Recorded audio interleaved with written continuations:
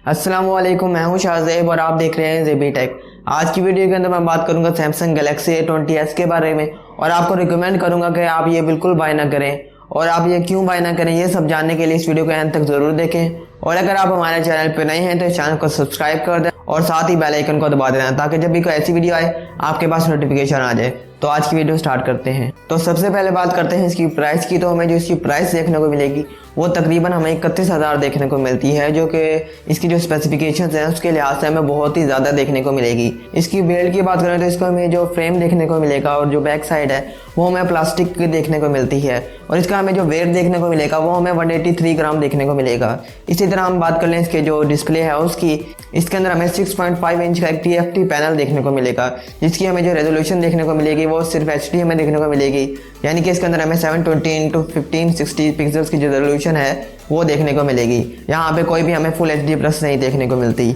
और बात कर लीजिए इसके पिक्सल डेंसिटी की, तो इसके अंदर हमें सिर्फ और सिर्फ 264 ppi देखने को मिलेगा। इसके अंदर हमें जो गोरिल्ला ग्लास की प्रोटेक्शन है वो कहीं भी देखने को नहीं मिलेगी। और यहाँ पे ये 31,000 का जो स्मार्टफोन है वो हमें देखने को मिलेगा। कैमरा सिचुएशन की बात करें तो इसके हमें जो कैमरास देखने को मिलेंगे वो हमें बैक साइड पे ट्रिपल कैमरा सेटअप देखने को मिलेगा, जिसके अंदर हमें जो मेन लेंस देखने को मिलेगा वो हमें 13 मेगापिक्सल का देखने को मिलता है, जिसका हमें जो अपर्चर देखने को मिलेगा वो हमें 1.8 देखने को मिलता है। इसी तरह 8 मेगापिक्सल का एक अल्ट्रा वाइड लेंस जिसका अपर्चर होगा 2.2 और इसी तरह 5 मेगापिक्सल का एक डेप्थ सेंसर देखने को मिलेगा जो कि बैकग्राउंड ब्लर के लिए इस्तेमाल होगा और उसका अपर्चर भी हमें 2.2 देखने को मिलता है। यहाँ पे कोई किसी किस्म का हमें जो चौथा कैमरा है वो देखने को नहीं मिलेगा। और फ्रंट कैमरे की बात करें तो वहाँ पे हमें सिर्फ 8 मेगापिक्सल का कैमरा देखने को मिलेगा और ये एक 31,000 की डिवाइस है। इसके अंदर हमें सिर्फ 8 मेगापिक्सल का देखने को मिलता है और ना ही जो कोई फोर्थ कैमरा देखने को मिलेगा बैक साइड पे। तो अगर आप इस मोबाइल फ़ोन को कैमरास के लिए ख़रीदना चाहते हैं तो ये मोबाइल आपके लिए बिल्कुल भी नहीं बना।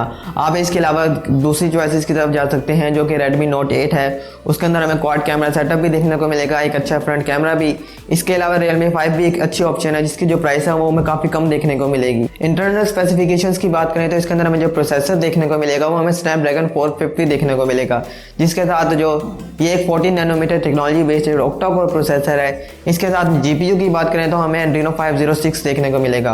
अब वही बात आ जाती है कि एक 31,000 की डिवाइस है, इसके साथ हमें 450 देखने को मिलेगा जो कि एक मीडियोकर लेवल की चिपसेट हमें देखने को मिलती है। अब यही चिपसेट हमें जो 17,000 का Realme C1 है उसके अंदर भी देखने को मिलेगी और आप ये 31,000 का फ़ोन लेंगे तो इसमें भी वही देखने को मिलती है। तो कोई भी ये हमें जो वैल्यू फॉर मनी है वो हमें नहीं देखने को मिलेगी। और रैम और रोम की बात करें तो इसकी हमें 3 GB रैम देखने को मिलती है और जो 32 GB की इंटरनल स्टोरेज देखने को मिलेगी। तो इस हिसाब से इसके अंदर हमें जो रैम है वो भी कम देखने को मिलती है और जो स्टोरेज है वो भी काफ़ी कम देखने को मिलेगी। ऑपरेटिंग सिस्टम की बात करें तो इसके अंदर हमें Android 9 Pie देखने को मिलेगा। इसके अलावा हमें इसके अंदर जो बैटरी देखने को मिलेगी वो हमें 4000 mAh की देखने को मिलती है, जिसके साथ हमें जो 15 वाट की फास्ट चार्जिंग है वो देखने को मिलेगी।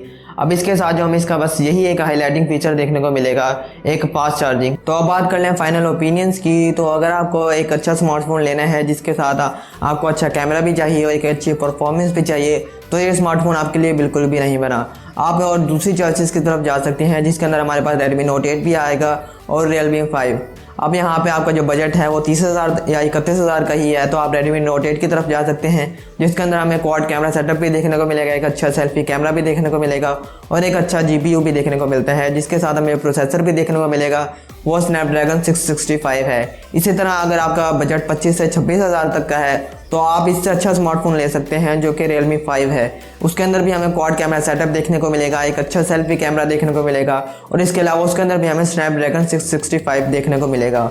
और अगर आप सिर्फ सैमसंग के ही यूज़र हैं और सैमसंग ही लेना चाहते हैं तो फिर आप इसको ले सकते हैं, तो आपको इसके अंदर थोड़ा बहुत कुछ परफॉर्मेंस देखने को मिल सकती है। और अगर आप पहले से ही कोई और ब्रांड यूज़ कर रहे हैं तो आप इसके ऊपर बिल्कुल भी अपग्रेड ना करें, तो आप वो दूसरी चॉइसेस देख सकते हैं जो कि मैंने आपको Redmi Note 8 और Realme 5 कहा है। तो बस यही थी आज की वीडियो। अगर आपको ये वीडियो पसंद आई है तो इस वीडियो को लाइक ज़रूर करना और अगर आप हमारे चैनल पर नए हैं तो इस चैनल को सब्सक्राइब कर देना और साथ ही बेल आइकन को दबा देना ताकि जब भी कोई ऐसी वीडियो आए आपके पास नोटिफिकेशन आ जाए। तो मिलते हैं किसी ऐसी नई वीडियो में, तब तक के लिए अल्लाह हाफिज़।